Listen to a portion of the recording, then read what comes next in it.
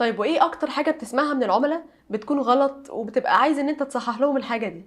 لا، كتير كتير كتير جدا جدا. في ناس كتير بتيجي مثلا شايفه ان الاعلان السبونسر ده هي حاجه بيزك واحده ثابته، انا عايز اعمل اعلان ممول. مم. طب الاعلان الممول ده هنعمله انهي نوع من الاعلانات؟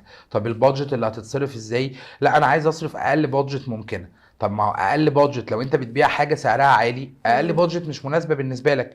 فالبادجت دي يا فندم بنحددها بناء على سعر البرودكت اللي انت بتقدمه. مم. فيقول لك لا، انا اهم حاجه بالنسبه لي ان انا اعمل احسن مبيعات باقل كوست. طب ما هو الماركتنج هي البذره اللي احنا بنزرعها، وعلى اساسها بنحصد، وعلى اساسها بيكون عندي انتاج او بيع او فلوس. مم. فلا، في حاجات كتير طبعا الناس فاهمها غلط، منها البادجت بتاعه الماركتنج ازاي تتحدد، منها انواع الادز، انواع الفروق بين انواع السوشيال ميديا بلاتفورم، ان كل بلاتفورم ليها الاودينس بتوعها وليها نوع البيزنس اللي يناسبها.